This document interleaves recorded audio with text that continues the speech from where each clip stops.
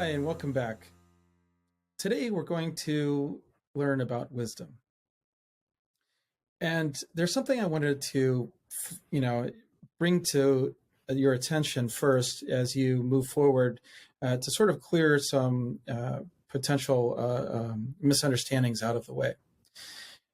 And that lies in the nature of the word wisdom and the way that the language that we use today somewhat distorts the understandings of the concepts that were discussed in the classical and medieval period, and that might cause some confusion today. First of all, when we hear the word wisdom, and then we hear the word prudence, and these are two terms that you're going to hear a lot.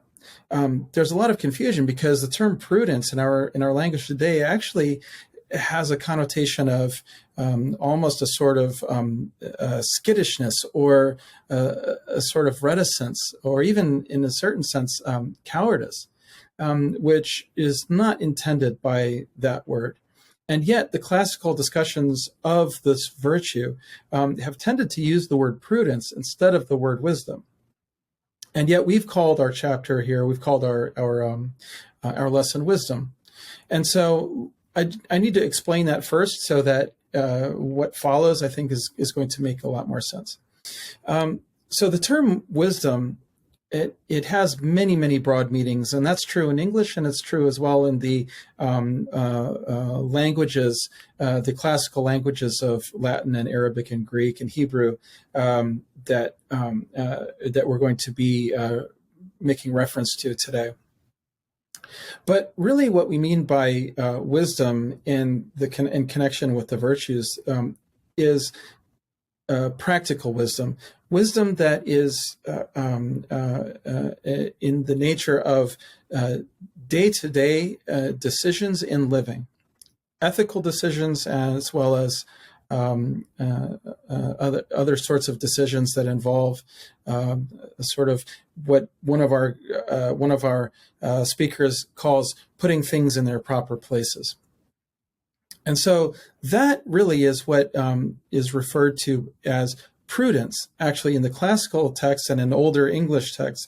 And that's a sort of terminology that you should become familiar with so that we don't have this confusion between contemporary senses of the word prudence and older meanings of the word prudence in English. Now, so in other words, prudence or practical wisdom is a subset of the broader concept of wisdom. So when we say wisdom as a virtue, we're not really talking about wisdom in its fullest sense, although that is, of course, relevant, and our speakers will discuss that. But what we mean is practical wisdom or prudence. And so in these next three videos, you're going to hear first a discussion of wisdom or prudence in the religious tradition of Judaism by Dr. Kenneth Seeskin. You'll hear a discussion of wisdom in Christianity with Dr. Scott Roninger, and then you'll hear a discussion of wisdom in Islam with Dr. Jawad Qureshi. And I think, just as with virtually all of these, all of the virtues that we're going to be discussing, you'll be very surprised, as I was, at the very, very strong overlap in all three of them. And yet, what I also found very interesting was the way in which our scholars were very open about discussing the theology which they hold to personally to be true. And so this discussion really sets the tone for the rest of the lessons that we're going to have, in which you'll hear our scholars are able to articulate their views from a normative perspective. They believe that it is true, and yet this results in a sort of harmonious consensus on how we are to live with one another. Thank you, and I hope you enjoy these presentations.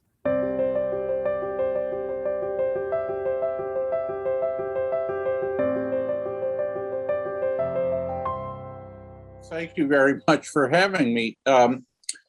According to Judaism, the Torah, the first 5 books of Moses, is a divinely revealed document that gives us a guide for how to live our lives. The Torah is often translated as law. In almost every English translation I've seen, Torah, it says law. That's not really what it means. Okay, so let's get clear from the start. Torah, it would be much better to translate it as wisdom or instruction. That's really the root of the word. Now, yes, it includes laws, no question about that. But it's really should be taken in a much broader sense. In fact, at one point, God says to the people, "This is your wisdom and your instruction in front of the all the peoples, all the nations of the world." Wisdom is a broad term, and for me, I would follow the traditional view. We can divide wisdom into 2 categories. What I would call theoretical wisdom, which is understanding the makeup of the universe, and practical wisdom, what Aristotle called phronesis, or if you will, prudence, which would be how best to achieve life's goals. So let me say a little about theoretical wisdom and then a bit more about practical wisdom. For the great medieval thinkers, and here as far as I know, this would include the thinkers of all 3 traditions, the gaining of theoretical wisdom, getting theoretical wisdom is more than just gaining information, more than just a collection of facts or connections between propositions. Why? The universe reflects the eternal wisdom of God. Because the universe derives from God in some fashion or other.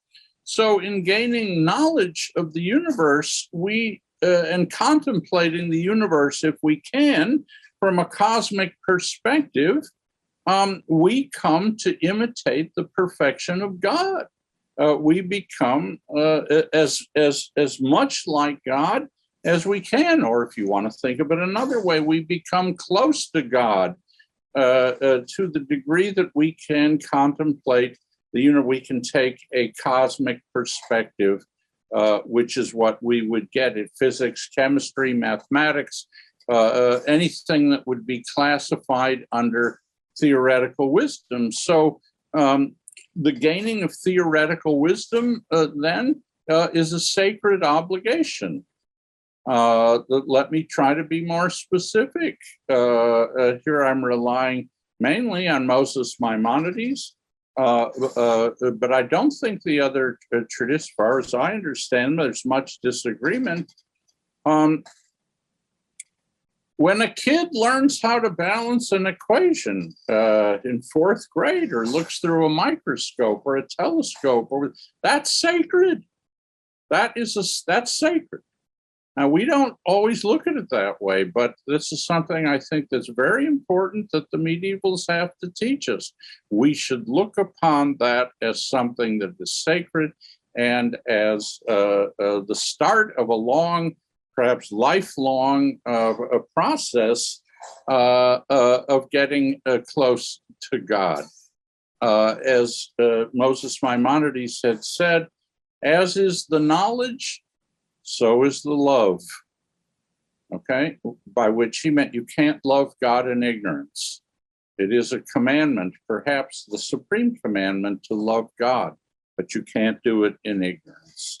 So that's theoretical wisdom, and the way to acquire theoretical wisdom, as you might expect, book learning, lectures, going to a university, etc., etc.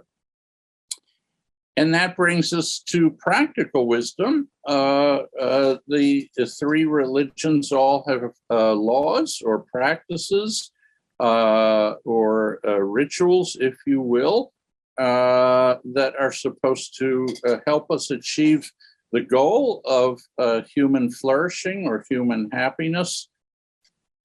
when we look at the laws or customs, rituals of any religion, I think we have to understand that these are given both to the individual and to the collective. In other words, don't think of this as just what I should do. Okay, as I understand it, practical wisdom, it's important that we understand it's creating a social context. It's creating an environment in which I, as an individual, can be allowed to flourish. And so we need a social order. And if you want to broaden this, we need social glue, if I may use that expression, to bring people together, to reinforce shared values or shared goals. I need that. I'm a social animal, and I can't live my life completely alone. Now, the problem that we run into with laws, practices, guidelines, whatever you want to call them, is this, as I see it. No law can be completely explicit about how to interpret it or apply it. Let me repeat. No law can be completely explicit about how to interpret it or to apply it. Let me take a very concrete example. It's a divine commandment, honor your mother and your father. Okay, I believe in that. I think any reasonable person would. If you've ever cared for aging parents, which I have, then you know that sometimes you have to be strict, and sometimes you have to be forgiving and flexible in order to honor them. Okay, you can't just do one or the other. But to honor someone requires you to make a judgment about when you do one and when you do the other. And the law itself doesn't specify which one is appropriate in any given situation. That doesn't mean there's something wrong with that law. No, there isn't. It's valid as a law. It goes as far as it can, but it always leaves an important room for human judgment or discretion. When should a law be interpreted narrowly? When should a law be interpreted broadly? Let's take a secular example. The Bill of Rights says that Congress shall make no law restricting freedom of speech. Okay. Should we take speech narrowly to mean something that involves words? That's what they were talking about? Or should we take speech broadly?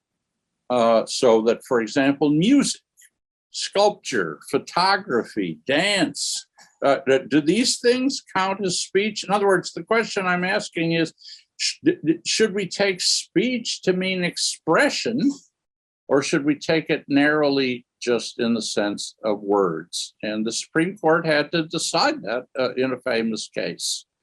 It decided, thank heavens, to take it broadly.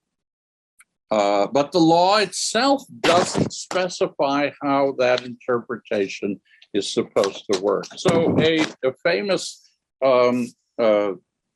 Jewish commentator on the sacred literature, not Maimonides, Nachmanides, pointed out that in the Pentateuch, in the Torah, after there's a long list of laws, but at the end of it, what it says is, do what is right and good before the Lord. Do what is right and good before the Lord. And he took this to mean that in addition to obeying the law, we must make sure that our actions uphold standards of decency and civility. And that's, of course, where interpretation and application come in. I think he's absolutely right. Whether, again, I don't care, secular law, religious law, you pick it. There's a famous Talmudic statement which says that Jerusalem fell Because the people adjudicated cases on the basis of the law alone, but failed to go beyond the strict letter of the law. And of course, sometimes you have to. I'm not saying always. When do you stick by the letter of the law? When do you broaden it and go a little bit beyond it? And therefore, judgment or discretion is always needed whenever you have a legal code, whether secular or religious. And I would say that judgment or discretion is basically what Aristotle was referring to under the guise of phronesis, or what I'm calling practical wisdom. That's really what it amounts to. Practical wisdom is not a textbook subject. You don't get it by reading a textbook or attending a lecture. It's not that simple. Aristotle thought, and here I think he is exactly right, that practical wisdom comes through practice or repetition. Okay, being in situations where you have to exercise judgment or discretion, and having that open to discussion and evaluation. The more you do it, the better you are at exercising it. And whenever I read Aristotle, I'm reminded there's a famous passage in Jewish literature where God says the following: if you do one commandment sincerely, I will make it easier for you to do others. If you do one, I will make it easier for you to do others. By which I think the idea here is that, again, this is fully consonant with Aristotle, as you do one thing, you get into a habit or a practice that helps you, makes it easier for you to continue this. And that's the way we understand the gaining of practical wisdom. Okay. Overall, what I'm trying to say here is that if laws and commandments, rituals, practices originate with God, they still require human interpretation for how to make sense of them and how to apply them. Now, as I see it, what this means is that anytime you have a body of religious law here, what is established is what we might call a partnership between God and human beings. The source of the law, the interpretation and application of what has been given to us. That's what I would call a partnership. It's a sacred partnership. And it's in that way, through the process of interpretation and application, that through practical wisdom, we become close to God. We become partners with God in trying to make a better world. Thank you.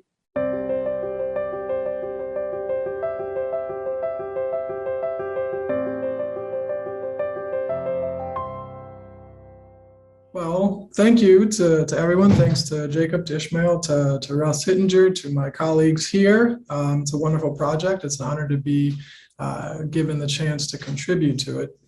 My assignment today is to speak about the virtue of wisdom, specifically practical wisdom, or prudence, or phronesis in the Greek, as it has been understood in the 2,000-year-old Christian tradition.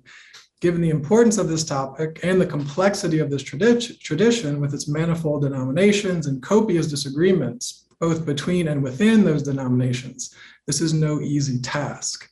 I speak as a Catholic intellectual, a Catholic philosopher, and sometimes theologian, and it is from this perspective that I will attempt to articulate what I take to be the heart of the matter concerning the virtue of prudence as it is understood in Christianity as a whole.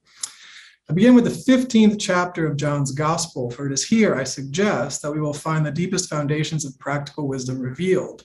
Part of what is often called the Last Supper discourse, in which Christ speaks with the 11 of the apostles, for Judas had already left to betray him, the chapter begins with Jesus' parable of the vine and the branches. Christ says that he is the vine, his Father is the vine grower, and the disciples are the branches. And he tells the 11, abide in me as I abide in you. Just as a branch cannot bear fruit on its own unless it abides on the vine, so neither can you unless you abide in me. I am the vine, you are the branches. Whoever abides in me and I in him will bear much fruit, because without me you can do nothing.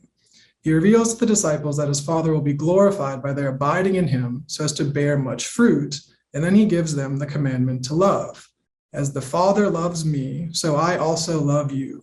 Abide in my love. If you keep my commandments, you will abide in my love, just as I have kept my Father's commandments and abide in his love. I have told you this so that my joy may be in you and your joy may be complete. This is my commandment, love one another as I love you. No one has greater love than this, to lay down one's life for one's friends. You are my friends if you do what I command you. I no longer call you slaves, because a slave does not know what his master is doing. I have called you friends because I have told you everything I have heard from my Father.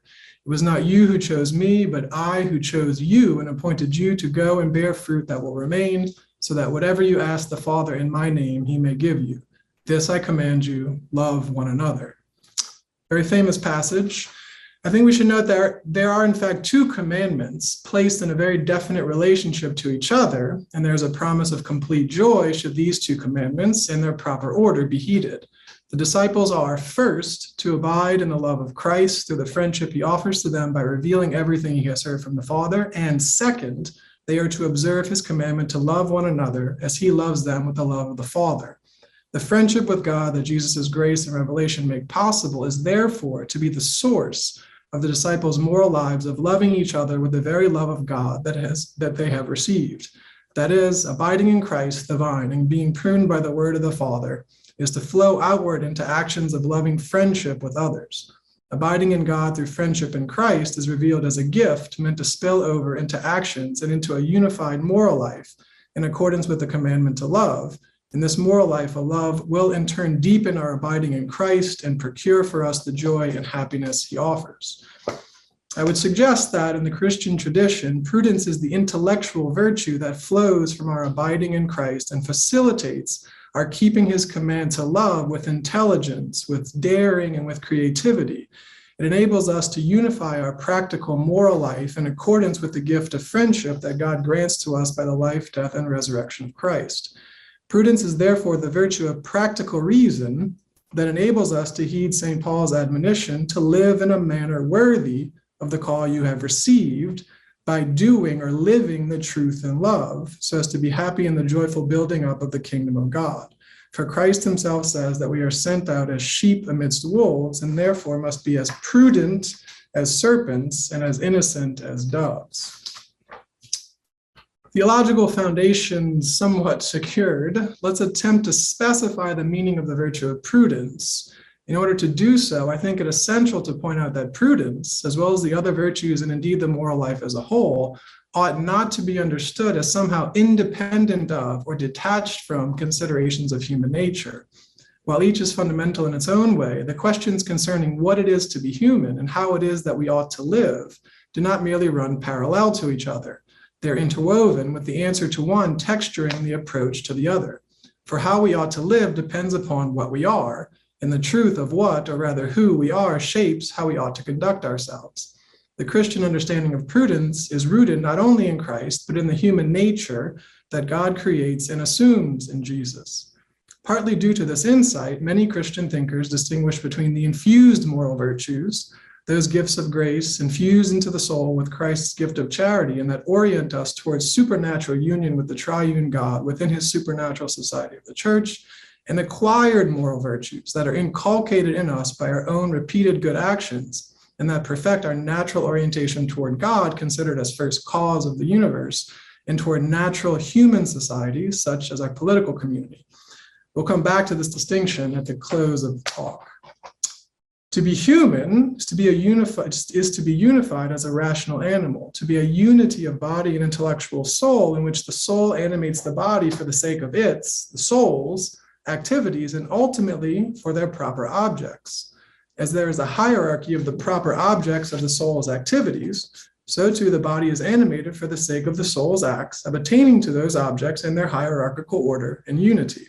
Human beings, as unities of body and soul, are created to the image and likeness of God, especially in their spiritual activities of intellect and will. As images of God, we are capable of knowing the truth and loving the good, activities that transcend the merely material causality of the body. Existing as we do on the border of the purely spiritual and the material, our more bodily activities of seeking pleasure and avoiding pain, of eating, drinking, and sexual reproduction are and must be integrated into a higher mode of life in keeping with the rationality of the soul, that is, in keeping with the truth and the good that is the proper object of the intellect and will. Rationality also enables us to transcend presence and absence. Our possession of intellect means that we do not live only in the present moment, but also retain something of our past through memory and stretch out into the future through foresight. Further, because we are rational, we are also familial, social, and political animals. For intellect and our use of logos, speech, language, intelligence, both depend upon others and, when activated in our own life, introduce us into those societies without which we cannot exist or be happy as human beings. Finally, to be an image bearer is to be inclined toward our archetype, toward him of whom we are the image. It is to be oriented by nature toward the God who creates us in his own image, and union with whom is our ultimate happiness. This dynamism of human life toward loving union with others and with God, coupled with the potency that is our lot as created rational animals, means that we must engage in freely chosen practical actions, with such actions being selected and preferred to other possibilities. We must shake out means to good ends and activate our potential to achieve goods in common with others as we move ourselves toward our ultimate happiness in knowing and loving God.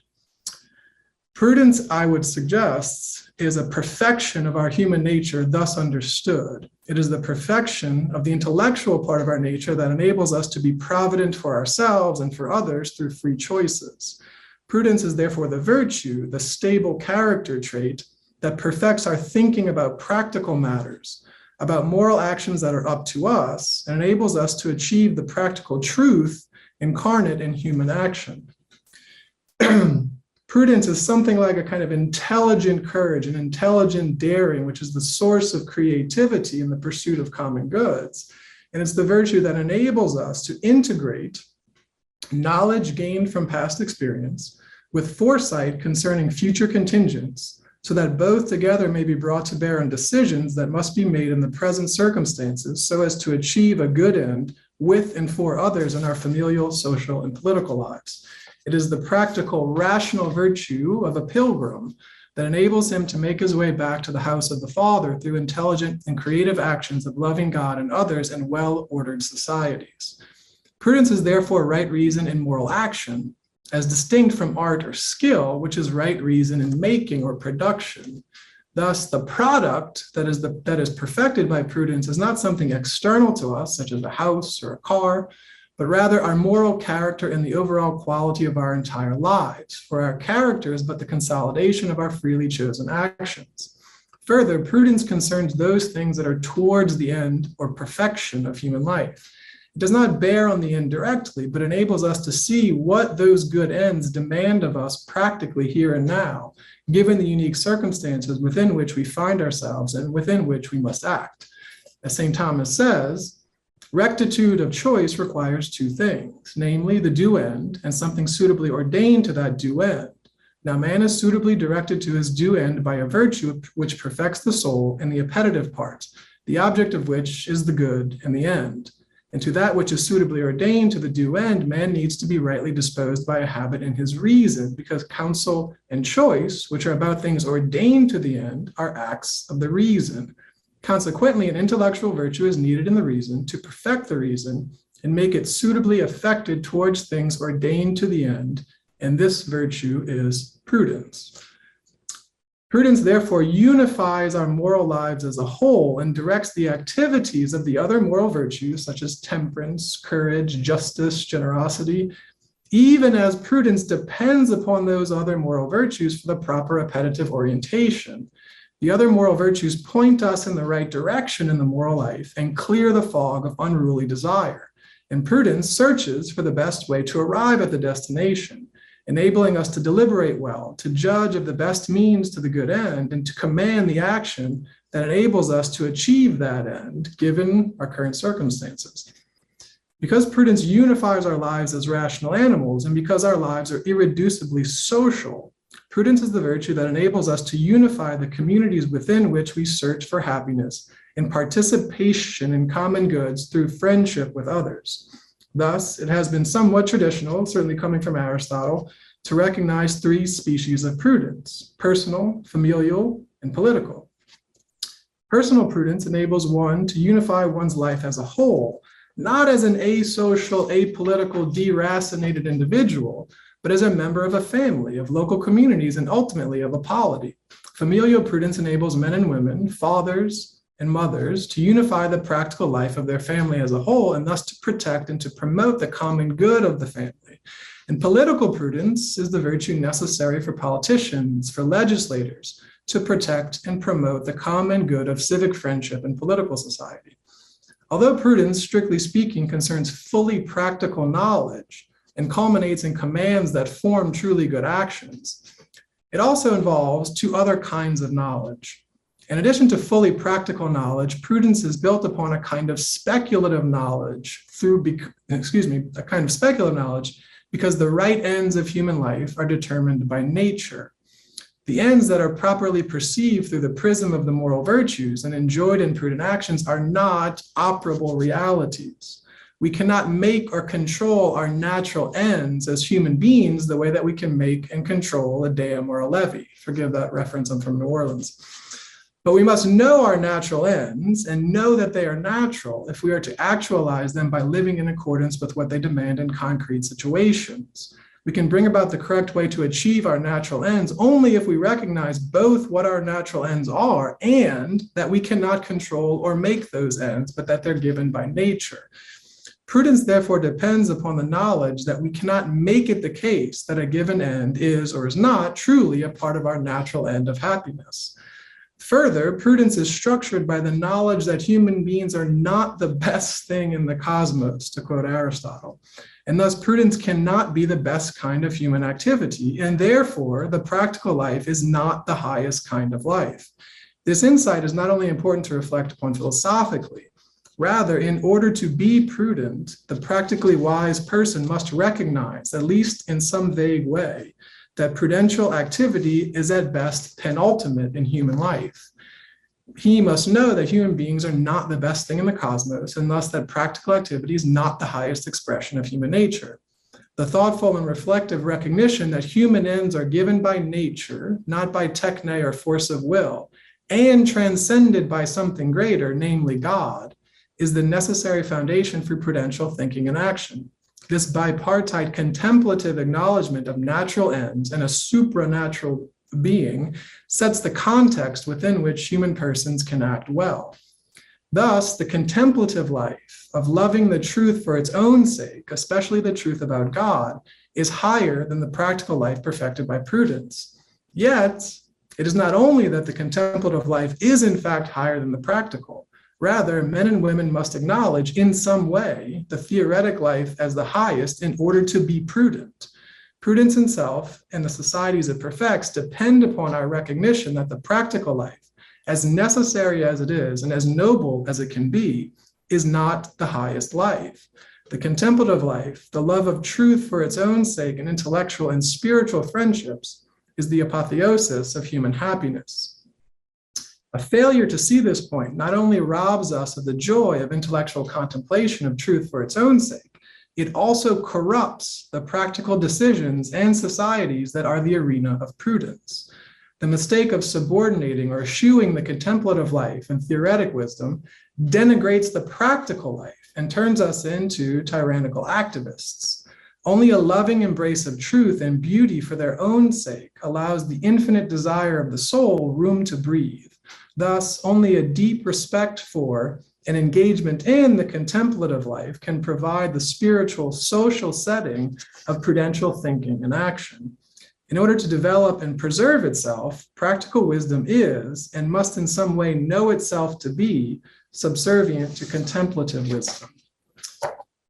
Let us end with a question. I mentioned briefly the distinction between infused and acquired prudence in connection with our reflection on human nature. Our description of human nature, while I hope is true, is also incomplete. After original sin, our nature is deeply wounded. I would not say corrupted or destroyed, but certainly profoundly handicapped in its abilities to reach even its natural ends. Our intellect is no longer spontaneously subordinate to God. The body is no longer easily obedient to the soul.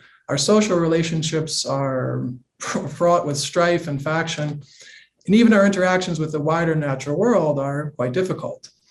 In such a setting, can the acquired virtue of prudence still be acquired by our own native exigencies?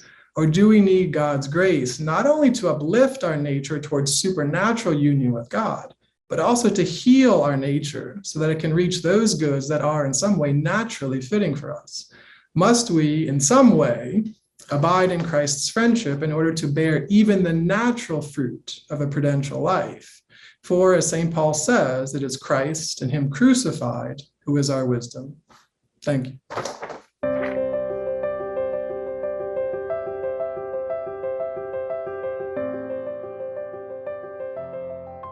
Thanks for reconvening us. This is a great set of conversations we're going to have, hopefully. So I'm going to briefly summarize a little bit about the Islamic conception of wisdom and the different trajectories in which, different discourses in which it comes up. And then I'm going to address some of the questions that were brought up in our kind of prompts just to get some initial thoughts put together on that.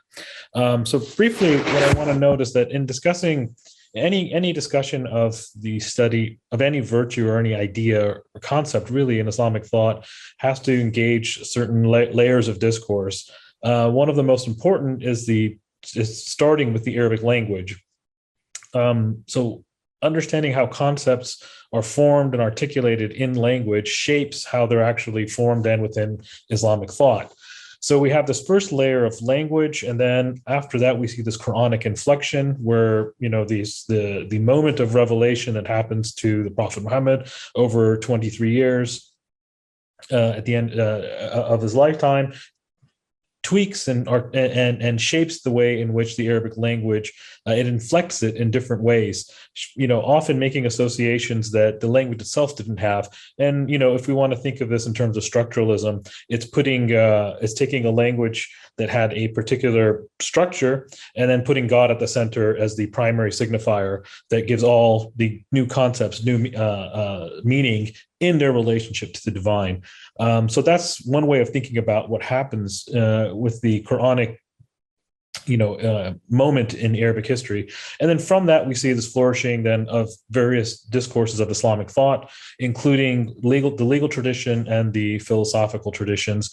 And it's in the philosophical tradition that we see this reception of Greek, the whole project of virtue ethics. So I'm going to briefly touch on all of those just to give a broad overview of some of the key, ways in which hikmah, wisdom, is spoken about in Islamic teachings. So to start off with, looking at the root language, lexical usage of the term, the root hakama, which is often what is invoked when we're speaking about wisdom, it comes with two senses. The first is that it's meant to prevent something in order to reform or to repair it. So there's already some sense of change and perfection that's coming into it, into this term hikmah. So they use it, for example, with reference to the bit of a horse that would refrain it and pull it back. The second one is the more important one for us, though. It has a sense of to judge and to adjudicate. And to determine that something is something, right? Something that A is B. And it's its second usage that is the one that inflects almost all of the Quranic discourse on this idea or centering around this idea of hikmah, of wisdom. The other aspects of this root are that the active participle, a hakim, is one who judges. And then there's also the sense of al-hakam is one who specializes in administering judgments. And you can see kind of the two meanings of the root there, to prevent and to judge, coming together in the notion of in the person of a judge. Okay, so that's the lexical usage there. But in terms of the Quranic usage, so we see that the Quran uses there's four general usages that one finds with the term hikmah. Muqatil ibn Sulaiman, an early exegete of the Quran, notes four of them. One is that there's exhortations that contain teaching and wisdom. The second is that hikmah refers to knowledge and understanding. The third is that hikmah actually is prophethood itself, meaning revelation from God. And then fourthly, that the notion that wisdom, hikmah, is the Quran itself. And so Fakhruddin al-Razi, a later exegete and philosophical theologian, says that all of these four can ultimately be reduced to one thing, which is knowledge. And so you see very clearly a link then between the notion of wisdom and the virtue and knowledge as the part of the anthropology that's being understood here. Further, within the Quranic narrative, within the Quranic teaching, we find that hikmah is associated, interestingly enough, with one individual uniquely, not uniquely, but more apparently than others, and that's the figure of Luqman. It's not clear who Luqman was historically. Normally we find that there's a very clear parallel between the biblical narrative, biblical figures, and Quranic figures. Luqman is one of those figures who doesn't have a clear biblical predecessor, although he is often associated with being a Nubian slave that was freed, and some suggest that he was Aesop, who Aesop's fables is often associated with. Nonetheless, whatever the case might be, in the 31st chapter of the Quran, which is titled Luqman, we have this moment where Luqman is giving advice to his son, and these are seen as a wisdom teaching that contain, aphoristic teachings that summarize wisdom. And just to read these out here, they're not particularly long. It says, so in the 31st chapter, verse 12, it says, "We endowed Luqman with wisdom," and then listing that wisdom: "Be thankful to God. Whoever gives thanks benefits his own soul, and for those who are thankless, God is self-sufficient and worthy of all praise." Luqman counseled his son, "My son, do not attribute any partners to God. Attributing partners to him is a terrible wrong. My son, even if the weight of a mustard seed were hidden in a rock or anywhere in the heavens or earth, God would bring it forth to light, for he is all subtle and all aware. Keep up the prayer, my son. Command what is right, forbid what is wrong, bear anything that happens to you steadfastly. These are things to be aspired to. Do not turn your nose up at people, nor walk about the lands arrogantly, for God does not love arrogant or boastful people. Go at a moderate pace and lower your voice, for the ugliest of all voices is the braying of donkeys." And so we have these statements here that summarize wisdom in a sense, and you can easily, it doesn't have to take a lot of effort to try and see how somebody who's coming from a Greek, inspired notion of ethics would look at this, and he'd be easily, very, very quickly be able to derive the cardinal virtues and how they map on very well to these verses. Okay, so summarizing then the Quranic notions, hikmah, wisdom, is inextricably tied to judgment, which historically then unfolds into the law. And then wisdom, as the Luqmanic passage demonstrates, is largely an aphoristic way of expressing truths. Okay, so that's tackling some of the lexical and then Quranic notions here.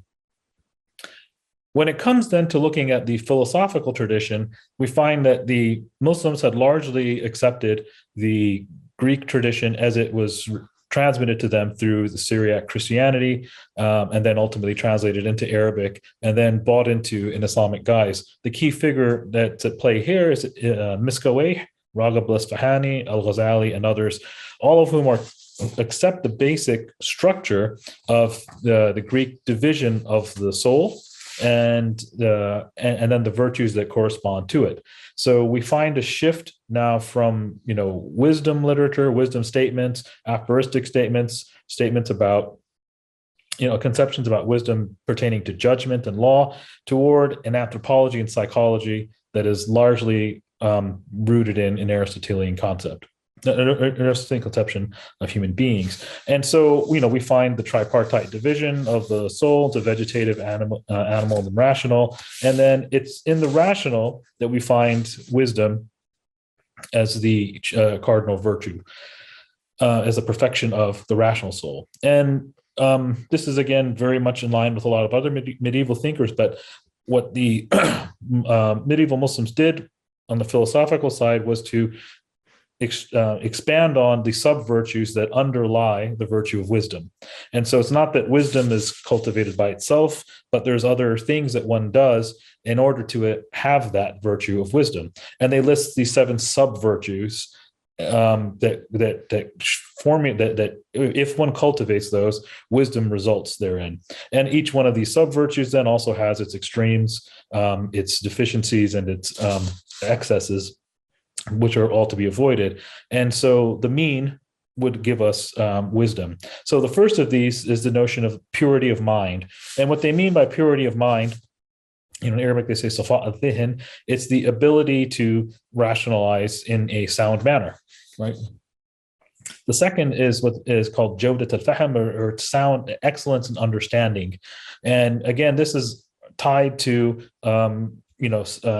following the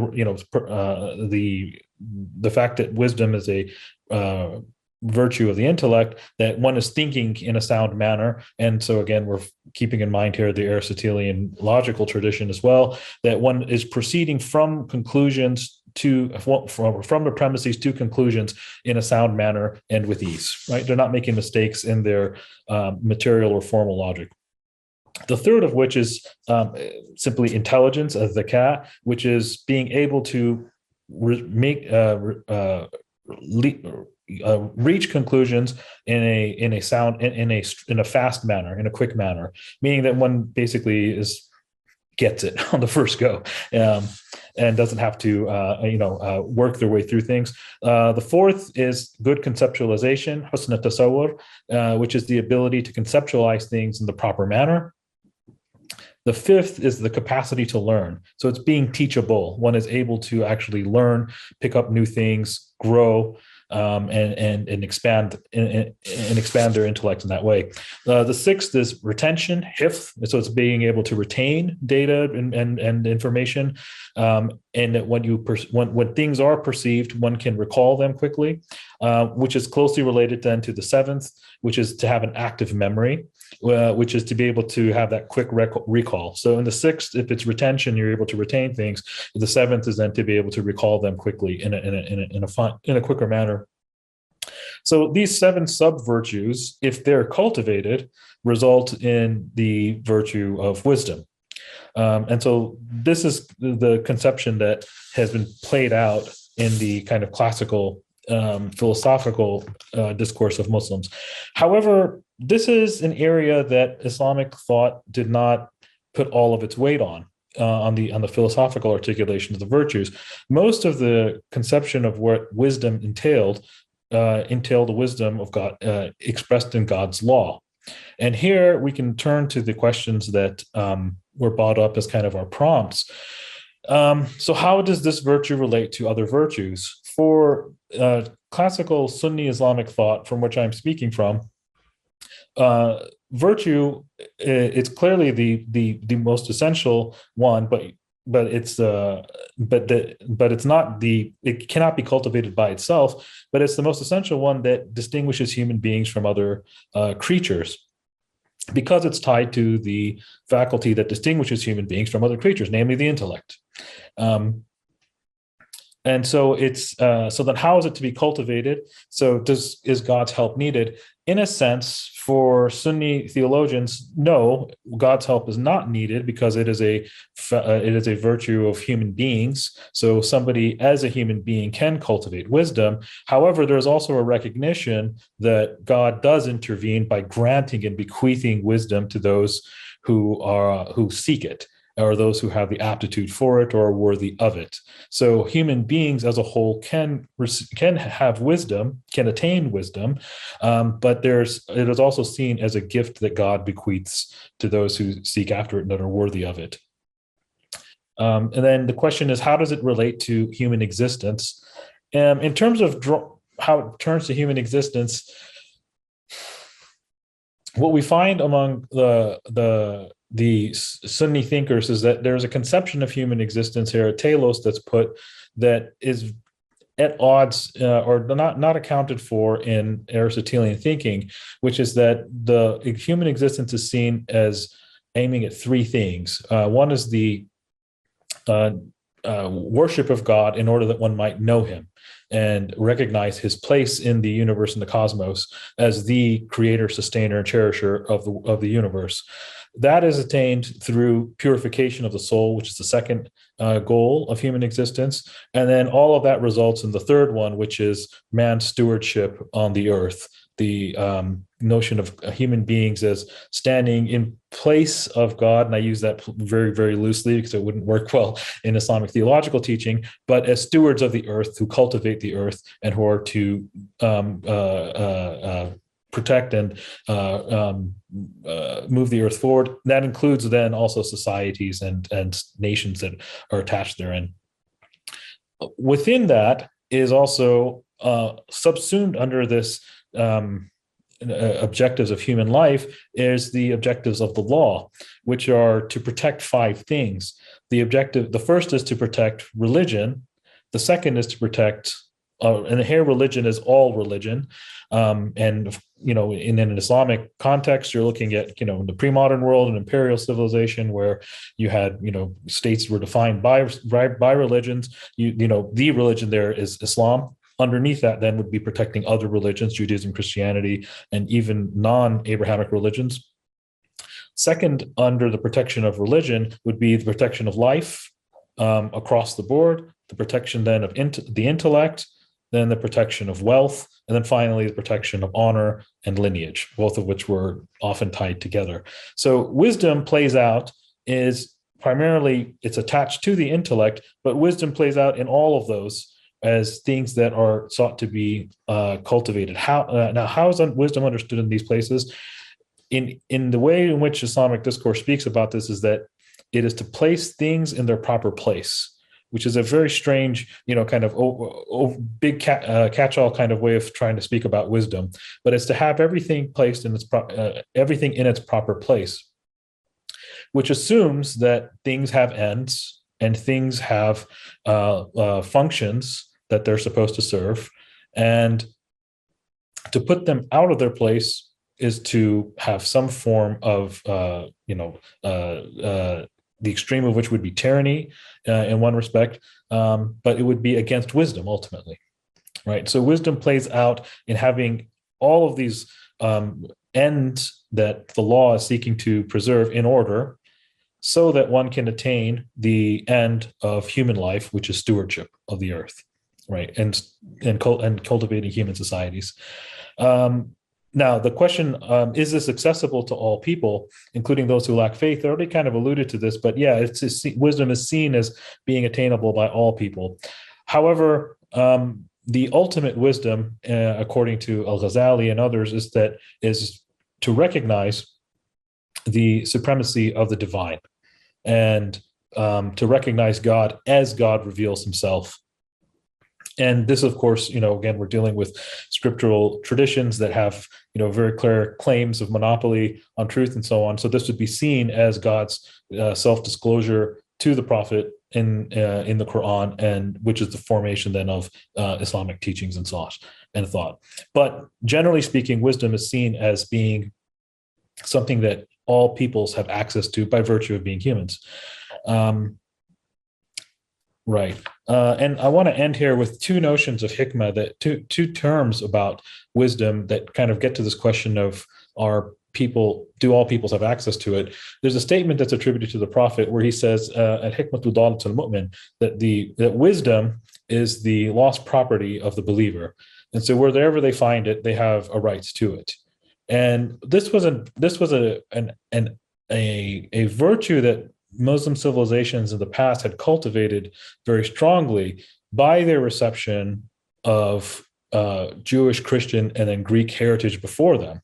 They saw the truths that these traditions had, and they were willing to adopt and incorporate and shape their own tradition in light of those truths.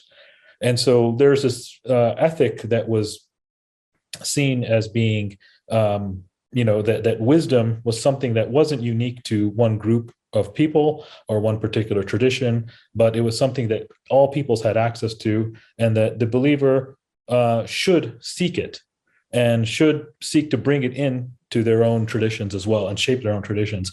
And then lastly, there's a statement of the prophet. There's a statement in the Quran, فَمَنْ أُوتِيَ الْحِكْمَةَ فَقَدْ أُوتِيَ خَيْرًا كَثِيرًا. So whoever has been bequeathed wisdom has been indeed been bequeathed a tremendous good. And again, there's this notion that just ties this question together about wisdom being something that is a human phenomenon because of the human beings having rationality, and that the believer is encouraged to seek it out wherever they might find it. And I'll pause here. Thank you.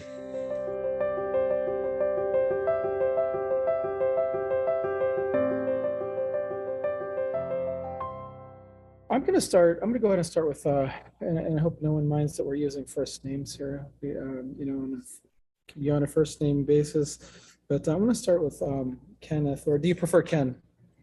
Ken is fine. Ken, I'm going to start with Ken because you made a very interesting point about the, in your discussion, and I think this certainly would apply not only to the Jewish tradition, but really to all of them. You made a point about how law cannot specify every single situation. And I wanted to ask you if you could elaborate on that for a little bit and how that relates to wisdom.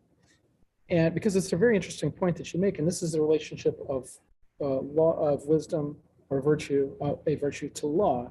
Of course, that has implications in many other different virtues, particularly justice, but certainly many others. But how does that, can you expound on that a little bit? And then I'm going to ask you, and I'm going to ask each of you to explain how, because this seems to imply this next point that I'm going to ask about, which is how does virtue differ from rules-based ethics? In other words, law is kind of like, here's a rule, you ask yourself, when you're in a situation, you ask yourself, well, is there a law against this or a law that makes me do this? And if there is, then you act accordingly, you apply that to yourself. But as you mentioned, I mean, wisdom is not the same thing as that. There's no way to teach practical wisdom in that sense. There's no rule. So, and yet you mentioned the relationship somehow between practical wisdom and the law. Can you discuss that a little bit more? Well, let me start with the second question. Look, moral life, and here I would add religious life too, as I understand it, is never just a question of following written rules. It can't be. Again, there's always the question of their application. So I think it's a massive and very unfortunate oversimplification to say that all you have to do is get out your rule book and you're told what to do in any given situation. It's not that simple. It shouldn't be that simple, right? Moral behavior requires you to assess a situation. It requires you to consult various teachings or practices in your faith tradition or your civic tradition. And ultimately, it requires you to make a kind of judgment as to how to behave. Now, this doesn't mean you throw the rules out. It just means that they're part of the picture, but in themselves, they're never the whole of the picture. And I don't think, if you want to speak theologically, when God revealed the divine will to human beings, I don't think that's what was intended, that this is all you'll ever need. That's just not true. And so you get in all three traditions, you get centuries of commentary. which I think is a good thing. There's much to be learned from what great thinkers have made of these rules, guidelines, again, what you call them. Now, as to the first question, you're gonna all gang up on me for ducking it in a what I hope is a reasonably sophisticated way. But here we go. There is no way to specify in advance. There is no way to systematize practical wisdom. You get this in Aristotle too. So Aristotle, in a couple of contexts, says, well, how do we, for example, define courage? It's the sort of behavior that the courageous man would do. How do you define practical wisdom? Practical wisdom for Aristotle is defined by looking at the phronimos, or if you will, the individual who possesses practical wisdom. Now, you could criticize him by saying that's circular, Aristotle, which generations of my students have all had. What kind of a point is that? Well, the answer is that's in effect all you can do. Practical wisdom doesn't lend itself to the kind of all or nothing logic that you would have in geometry or physics or some kind of a pursuit like that. It shouldn't. It should be flexible. It should require judgment. And of course, anytime you have judgment, you're going to have room for possible disagreement. Let me again take a very specific example. It is both a moral and a religious obligation to help the poor. But how do I do that? Which organization do I give to? Do I give money? Do I give time? Do I give other forms of property? Should it be a soup kitchen or should it be a legal aid society? Should it be a hospital or should it be an art museum? Okay, there is no way in advance to say exactly and to specify. I don't think we want to do that down to the minutiae of what helping the poor means. Yes, you should help the poor.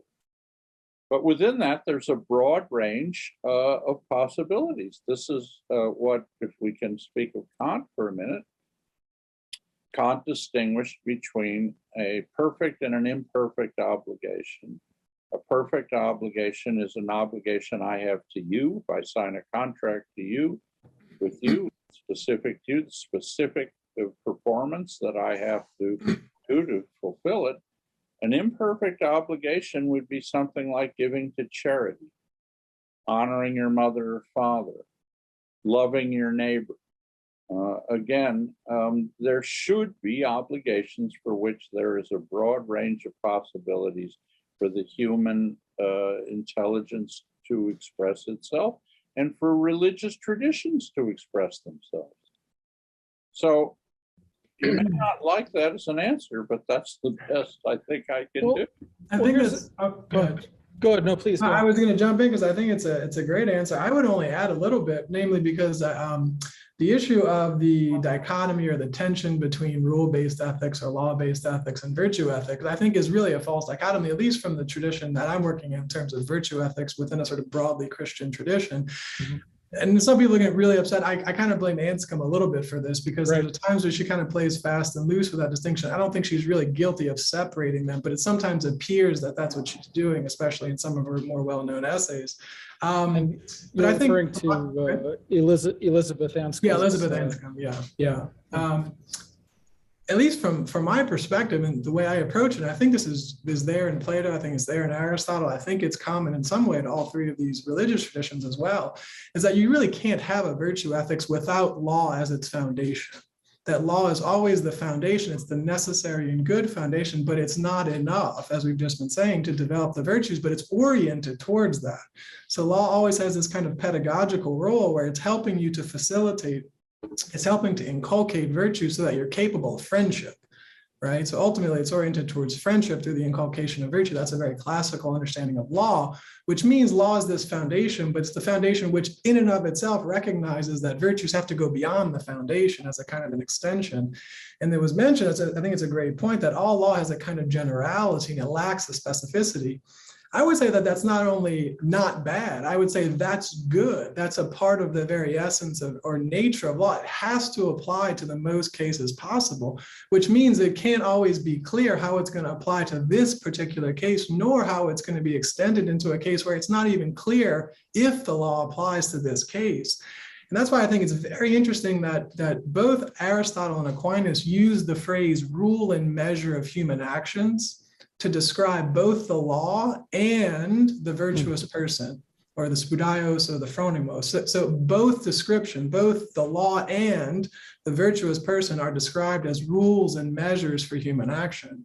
So in other words, you need the example of the virtuous person as an extension and a perfection of the law in order to learn how to become prudent. I think it's absolutely true.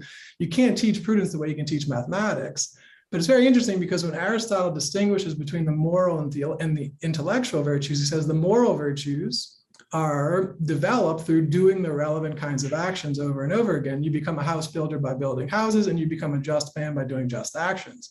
But when he gets to the intellectual virtues, he says they come through teaching. Now, that's very difficult to understand. What kind of teaching will help you become prudent? My suggestion is that there can be some help from theoretical thought about prudence. That can be a kind of overflow back onto the practical life. But really, the kind of teaching you need is to look at the living rule and measure of human action, which is the virtuous person acting right there in front of you. You can see a similar parallel in sports. You can see it in all kinds of different areas of skill where, for an athletic example, you've got rules that mark out the context of the game. And you have to play the game within the rules, but skill is something much beyond just following the rule. And if you want to become a good player, you want to become a good baseball player, yeah, you got to learn the rules, because if you're not following rules, you're simply not playing the game. But you've also got to find the excellent player and begin to imitate those skills in action. So I think that's a really, really important point. And I would say, because I've gotten the same thing from students too, well, that seems circular, and how are you going to identify the virtuous man? I would appeal, and I've appealed to this in other conversations, I would appeal to the kind of natural teleology of the mind, the heart, and the soul in human beings. I think it's somewhat sophistical to suggest, we just have no sense of morality until we've been taught some kind of syllogism. I think that's just false. I think there's a natural beauty. I mean, for Aristotle, it's the kalon. There's the natural beauty and nobility and honor that you see when someone is taking care of their children, or taking care of their parents, or feeding the poor, or helping those who are, there's a natural moral beauty that shines forth there. I think it's sophistical to suggest that we just can't recognize that. Now, clearly beyond a certain fundamental level, if you get to really difficult cases, right, about bioethics or something, then it might take a kind of specialization to see what's truly good there. But on the whole, on the more fundamental issues, I think we see them quite naturally. If you go to a sports event, you go to a basketball game, you've never seen basketball played, you know nothing about the game, it's not going to take you long to figure out who the really good player is. It shines through. There's an intelligibility there. And I think there's something analogous in the moral life. So I think that's a really important point, the need for both the law, which has to remain a kind of generality, but also the perfection of it. And I would even add to that the law really is an expression of prudence. So I would suggest that you've got virtues bookending the law. You've got the prudence which issues forth into intelligent legislation. You're not going to have decent law if you don't have a prudential legislator. So good, decent law is not some kind of mechanistic thing. I would maybe sort of take issue with some comments in Kant on this. It's an expression of prudence. And it's an expression of prudence which then encourages the prudence and the virtues of others. And if you want to learn to be inculcated into this, you've got to have both the initial prudential act issuing into the law, and then you have to look at the extension and the perfection of that and the prudent action of an individual person. So prudence and the virtues bookend, I would suggest, the law. Jawad, any thoughts on that? I think the starting point is exactly what Kenneth started with in his comments, not in this answer, but in his brief presentation, which is how we understand the Torah wasn't simply law, right? But it's a wisdom teaching. It's something greater than, and that law is one aspect of it that, humans, do, that we name law in a sense, right? And it's not necessarily, the entirety of the Torah. And that would certainly be the truth of the Sharia as well. I mean, the Sharia has often been just translated as Islamic law. And that's, again, there's aspects of law involved in it, but there's also other aspects that are not legalistic in any way, that actually have to do with more the domain of ethics.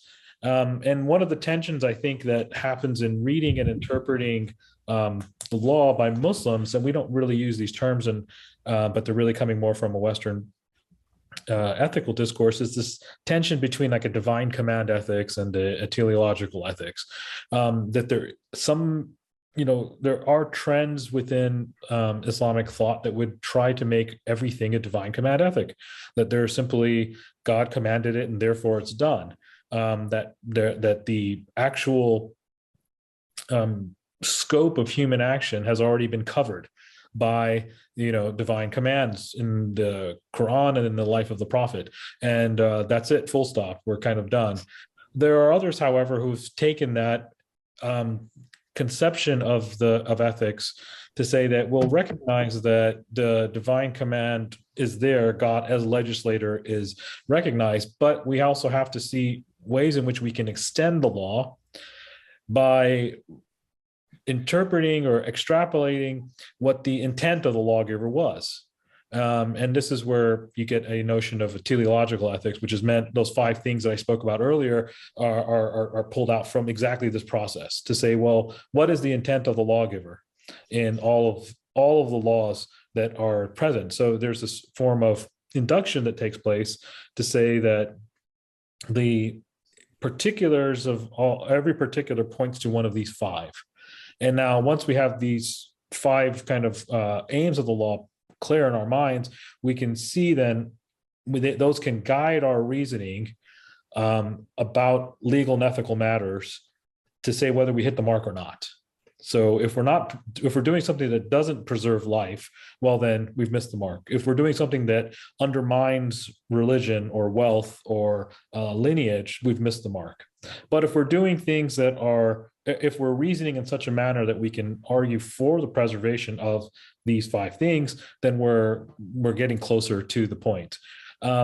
So there's this tension that we have within Islamic thought on this, what we would call in Western ethical thinking, divine command versus a teleological notion of law there. And then the last point there that Scott noted, I completely, this tension about wisdom is what the wise people do. I've always seen, when I studied Aristotle, I always felt that Aristotle was trying to describe what he saw in front of him, which was there were wise people, courageous people, intelligent people, and so on. And he's trying to lay out for us or theorize what's actually there.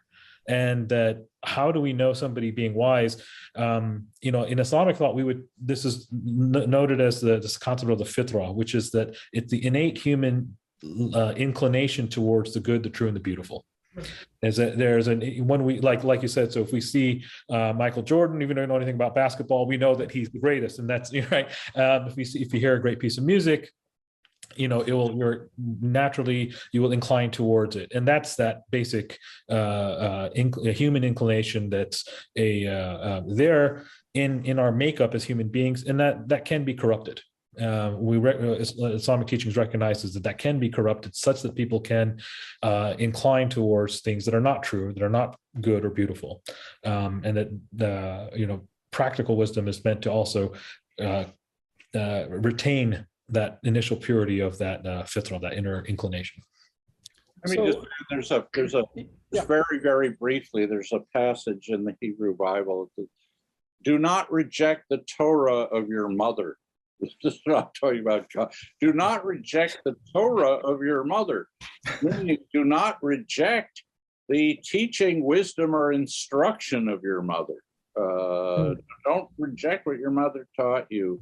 And it's in that sense that Torah has this much broader implication than what the normal translation would indicate. Oh, that's Okay. beautiful. So I just want to somewhat push back because you guys, all three of you, I think, are on the same agree, and I definitely agree as well that there is not a dichotomy between law and virtue, certainly in the sense that they're mutually exclusive. I mean, certainly there's very strong relationships between them, and I'm reminded by a statement of Ibn Rushd, Averroes, where he said that the purpose of the law is actually to cultivate virtue in people. So, for example, law related to zakat or almsgiving is to cultivate generosity in the people, and laws related to, I don't know, the other things. And he mentions in what ways different laws are related to different fada'il or virtues in Arabic. But on the other hand, there is of course, there is a difference, I think, between virtue-based ethics and law-based ethics. And I think the complaint of Elizabeth Anscombe was not so much that, that law-based ethics are bad, but just that the overemphasis on them and forgetting forgetting about the virtues is what is causing harm. And so, like, Alistair McIntyre has a very interesting point where in order to sort of paint this distinction, he says that a person who fails with respect to the law fails in a different way, fails society in a different way than he who fails with respect to virtue. So, for example, you might fail. A virtuous person might break the law and yet still be virtuous, having just failed in that particular way. Not to say that it's good or whatever, but then again, on the other hand, a person might fail with respect to virtue, but not break the law. So, for example, a person might not be courageous in a given situation in a way that's not required of him by law. So he's not breaking the law in doing that, and sort of, in a way that the difference between these two is that virtue ethics tends to focus on the individual, on the actor, on the person, whereas the law focuses on the law. And by the way, when I say law, I don't, of course, mean only laws that society formally passed, but also laws like, sort of moral laws or whatever, like Kantian kind of things. So I wanted to ask, if that's the case, to make sure that we keep our focus on wisdom, how, Jawad, how is it that, for example, we mentioned when we talk about virtue, fada'il, it would seem to kind of come into the traditionally kind of the rubric of akhlaq or character. Is there not a kind of difference between akhlaq or sort of character related to, like, how one purifies one's heart and so on versus versus the law? I mean, isn't there sort of and actually you kind of touched on this. I mean, sort of the harm that comes about when people go about simply looking at their obligations to others and their relationship with others only with respect to what is specified for them, either generally or actually in specific things, by a law, which is kind of outward and takes the focus off of what one is supposed to be doing with one's heart. Yeah. Yeah, that's a good question. I mean, I think all the traditions recognize this in engaging with Aristotle, is that, the cardinal virtues form a basis upon which the religious and spiritual virtues are cultivated as well. So Aristotle, from this cardinal virtues tradition, we get the four kind of key virtues and the sub virtues underlying those. But the statement for but you don't find, for example, fear of God as a virtue. Right. Listed by Aristotle, right? But the statement of the prophet is that Ra'sul hikmati makhafatullah, right? That the source of all wisdom is the fear of God, and so something like that is only kind of spoken about at length in our religious traditions. That the way in which Muslims have reconciled it, and I think almost all the medievals did, was to say that the cardinal virtues are the basis upon which you can build the religious then and spiritual virtues, and then even further the mystical virtues, if we'd allow that term.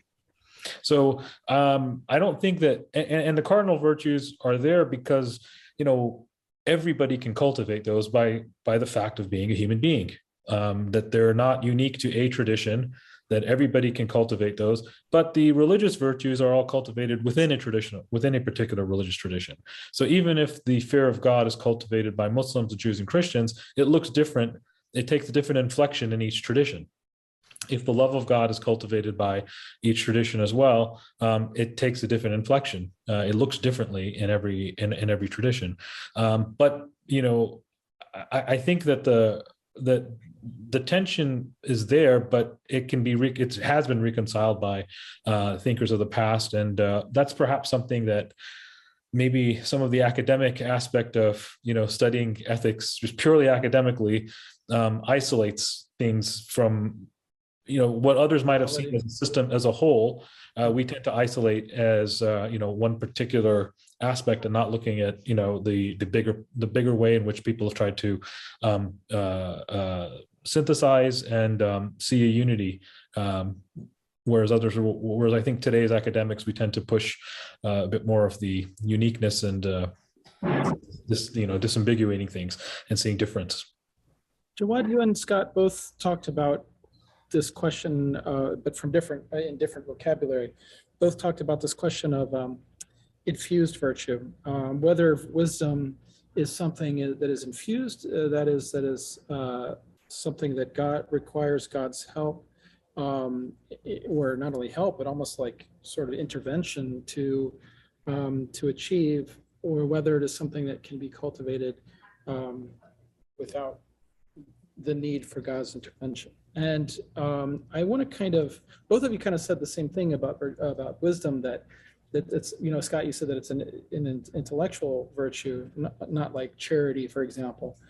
But, just to kind of push back on that, I mean, isn't it the case that this kind of implicate the question of free will and so on? Because Sure. Isn't it the case that human beings need God's help for everything? I mean, in other words, if God did not help me become wise, then I would never be able to be wise, because I wouldn't be able to do that by myself. I can't even, matter of fact, my heart can't beat without God helping me, And of course, we have the difficult question of, well, if that's the case, then, then how can we be blamed if we're fools? But, that's an interesting question if you want to address it. But I think we can all assume that our traditions have answers to that. If the students want to know about that, that might be interesting to address.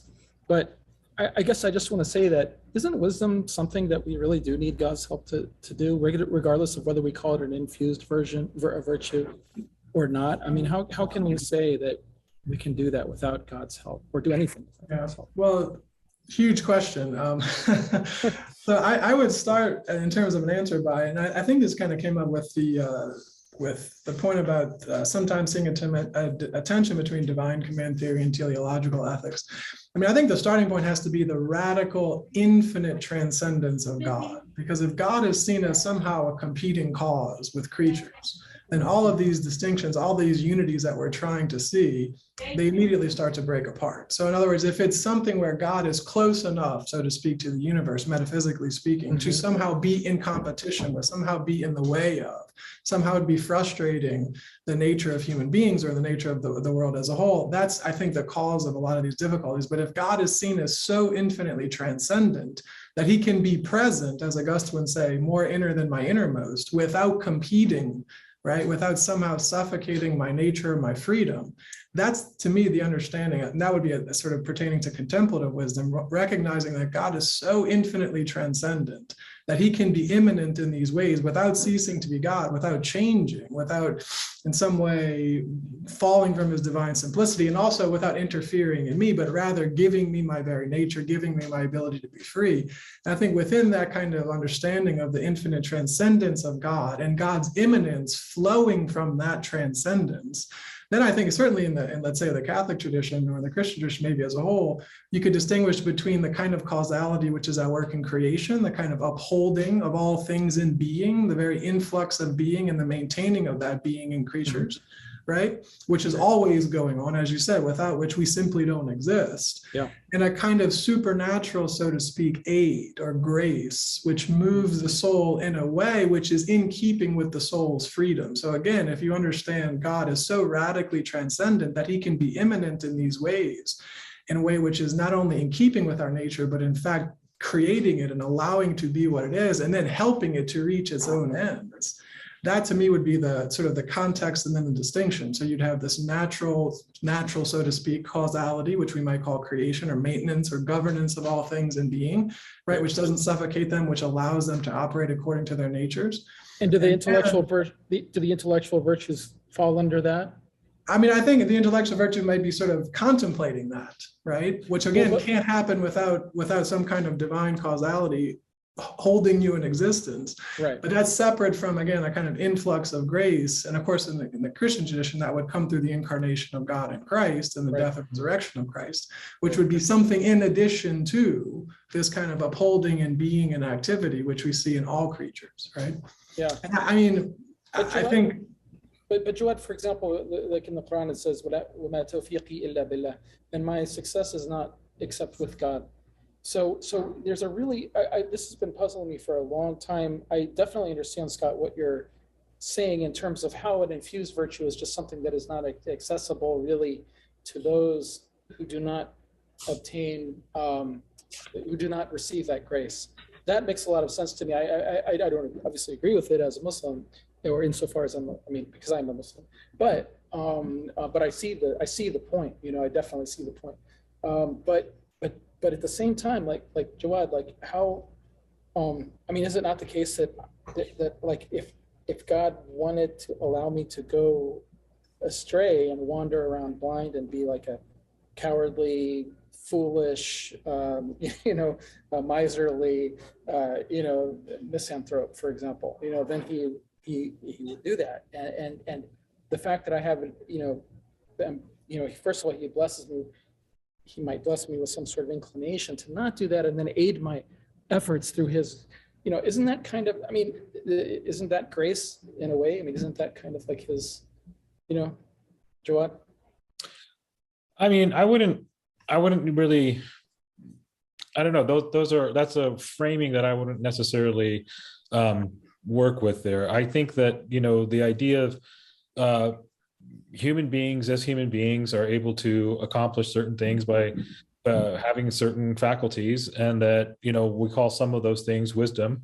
And then there are things that we also recognized as the Islamic term would be a fath, somebody who having an opening that God opens up to them, and that they have a kind of, and we would say that in kind of secular terms as inspiration or something like that. But we would definitely see that as a fath, as an opening that God gives to somebody where they get an insight that might have been lost upon them, or a new way of thinking that might have, that would, that's that shifts things paradigmatically. We would call all those things some form of fath, some kind of opening. I don't think that I would frame it as in that way that, part of the tension I think you're getting at is that, how much is God an efficient cause in the universe? And within Usherism, there's definitely a sense that, God is, there's an occasionalist doctrine and so on and so forth. And I think that's the tension you're trying to get at. But I think from the way in which this gets reconciled is to say that we have to look at it from kind of a God's eye view than a human's eye view. So from our experience as human beings is that we have free will, and we're fine to leave it at that, and that we can see that there's causality in the world because we experience the world in that way, and so on. But then if we try to take into account with the extent of God's power, we would, now we're looking at things from a God's eye view to say that, well, God's power it extends to all things in the universe, and therefore I'm an intelligent person because God willed me to be an intelligent person. Someone's an unintelligent person because God willed them to be that and created them as such. That's just trying to account for how far God's power goes. And I think that's a different discussion, then the akhlaq tradition doesn't, the virtue ethics tradition in Islam doesn't put its weight on that. The virtue ethics tradition says, kind of classical Aristotle, that virtues are, you can cultivate virtues, a character can change, you can cultivate character traits, and they're done by practical wisdom and so on and so forth. But then tying it to the question of, is there does God grant, we can call it grace, or what we would call in Islam a spiritual opening? Certainly, certainly most wisdom. In fact, most of the Islamic tradition, when they look back at the ancients, and they would say that those are all spiritual openings that people had. Even today, I mean, I know somebody who said that, he described Einstein as having a spiritual opening, right? Because it's really, insights into the universe that, are genius level, right? And that's what we're talking about here, right? People would, so yeah, I wouldn't place the tension there. I would actually look at it more from the ethics tradition that say that character can change and character can be cultivated, and there's different ways in which one does that. And just as a quick follow-up, go ahead. All right. Yeah, I'm going to gerrymander here a little bit and start by talking about Thomas Aquinas, if it's okay. Oh, yeah. According to Thomas Aquinas, there's a limit to how far you can get on natural reason alone. It has its purpose. So what unassisted reason without revelation, you can establish certain things and do certain things, and it's fine. It's only going to take you so far if he's right, and I think on this point he's exactly right. If we look back at the history of ethical thought, I think it's instructive that, say, looking at Plato and Aristotle, there are a lot of virtues that they don't even mention. They don't come up because they don't. Repentance, mercy, forgiveness, hope. These are very important virtues for all three of these traditions. I don't see them emerging from Plato or Aristotle. You got a little bit with humility in Socrates, okay. It seems to drop out of the picture when you get to Aristotle, this great-souled man, etc.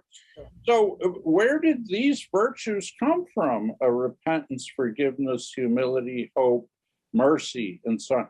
The answer is these virtues came from the prophetic tradition. That's where we get them. And yes, if you talk, the philosophers refer to them, that's because a lot of the philosophers are custodians of the prophetic tradition. So I think you can make an argument here that for a great deal of moral life, and one might even say the essence almost of moral life, we did need some sense of divine revelation, of prophecy, in order to educate ourselves about them. Take that away, and moral life would be severely lacking. That is a very beautiful point. And I want to close out, because we talked for sure more than half an hour. I've lost track here. I want to close out by putting you guys on the spot, each of you. And that is, if you could give me, I should have done this with all the other virtues as well, and I didn't, but I get to do it with you guys. If you could give me an example from your either scriptures or your tradition of someone who acted wisely with prophetic wisdom, or with wisdom, so something from either the Torah or even the Talmud, and something from the Quran, something from Jesus. So let's start with Kenneth. And again, I don't want to put you on the spot. Or if you need to think about it a little bit, we can edit. You're going to do it anyway. Yeah. Go ahead. All right, this is going to be pretty philosophic, but Yeah. there's a Talmudic tradition about 4 rabbis who were brought into Pardes, which means a garden, but what it really meant is they were exposed to esoteric knowledge. They were exposed to wisdom that the rest of the human race didn't have available. What happened after they were exposed to this? Answer: one went insane. One became an apostate. One committed suicide. Only one, Rabbi Akiva, entered the garden and left the garden being still together and still in control of himself. Why was that? Says the parable. Because he recognized his limits. He recognized he was being shown something beyond his ability to grasp or understand. And he was able, therefore, to deal with it. And I think that shows an important point, and maybe in conclusion for me, that one of the things that wisdom does is recognize that wisdom is limited. Yeah. If you take that away, I think you lose a great deal that all 3 of our traditions have tried to teach us.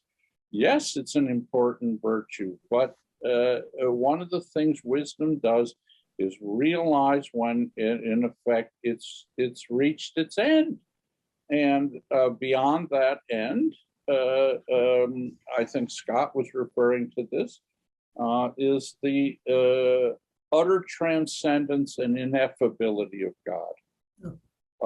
And that's where we can get up to the boundaries, but then we stop. And it's that perhaps is the highest form of wisdom. That reminds me of, I think that's very beautiful. That reminds me of when Moses asked to see God, and God unveiled some God of his... said, "You can't see my face and live." Yeah. You can see my backside. You can see my backside, but my face, no, sorry. Can't get that far. In the Quran, he's shown, God reveals some of his light to a mountain, and it destroys the mountain, pummels it to dust, and Moses passes out, loses consciousness just from that. So yeah, thank you so much. Very beautiful. Scott, how about you?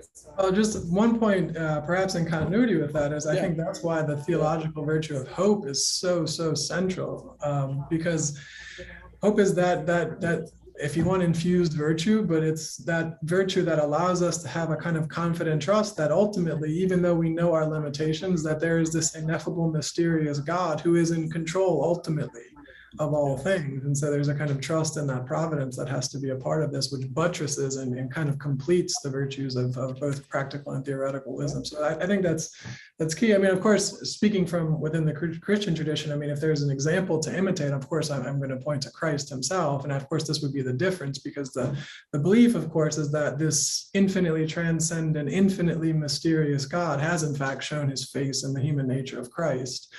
And St. Thomas has some very beautiful texts where he talks about Christ as being the exemplar of all virtues.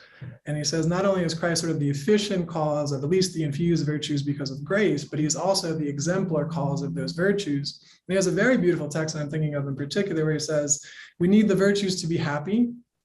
In order to develop the virtues, we need to have human examples.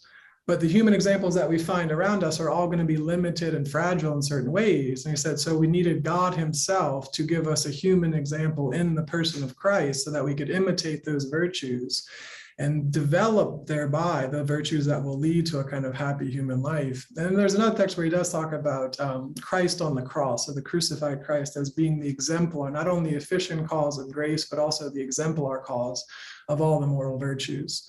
And so I think I would start there, and then of course I could name a litany of saints, and yeah, I would look at St. Paul saying, "Imitate me as I tried to imitate Christ." So a part of the moral life then becomes imitating the imitators of God, so to speak. And you could look, especially I would say, at St. Dominic as someone who I think had a real high level of prudence, a kind of practical wisdom in the way he set up the Dominicans, in the way that order and that those constitutions have been so sturdy over so many years and have withstood lots of changes and lots of different problems. So I would begin with Christ as God incarnate, and then I would look at the saints as the imitators of God, and then try to imitate God in Christ and the imitators of God in the saints. So, thank you. The example of Dominic is very interesting because I read his rules, and it's not obvious why those particular rules were chosen until you start thinking about it, until you start reading some of the commentary and then seeing how, practically speaking, it actually helped save, Christianity in a certain sense, right? During the, maybe that's an exaggeration, but it certainly formed a sturdy community of friendship in the pursuit and the promulgation of truth. I believe it's Dante, and I can't remember. I guess it's in somewhere in the comedy. It must be obviously in the third part in the Paradiso. Sorry, that's my baby screaming. That's okay. I don't know if you can hear that, but he refers to Dominic, I believe, as sort of a gardener, as someone who has a kind of practical understanding of how to get all of the parts of the garden to flourish together. And I think that's a beautiful image, so to speak, of a prudent man in action, so to speak. Oh, thank you. Jawad, you've had a lot of time to think. Yeah. I mean, I guess anybody speaking from their tradition is always going to look at the exemplars who are founders of those traditions. And so for me as well, it would be the Prophet Muhammad. And, all of our kind of ethical thinkers have always, spoken. Again, I'm kind of as an academic, I read all the stuff about the Prophet, but then I also read academic writings, historical stuff about the Prophet, but then I also read stuff within my tradition, and they're very different people, it seems. On the one hand, you're dealing with somebody. The academic tradition speaks about, a warlord of Arabia and so on and so forth. Whereas within our tradition, we speak about him as having all of the virtues, all of the akhlaq, all of the merits and virtues encompassed in his person. However, I think I'd like to wrap up maybe with a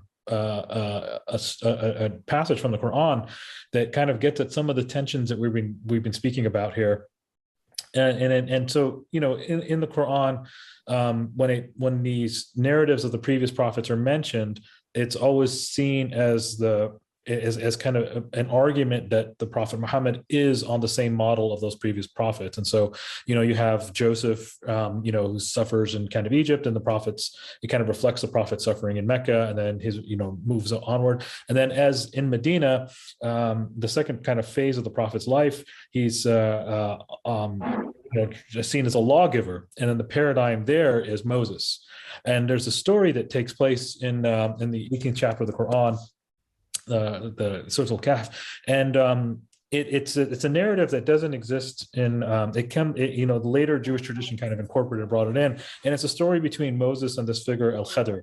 And so Moses, in the narrative, Moses and his companion, who was often glossed as being Joshua, are wandering, and they come across, and they're wandering together, and they come across. There's three incidents happen.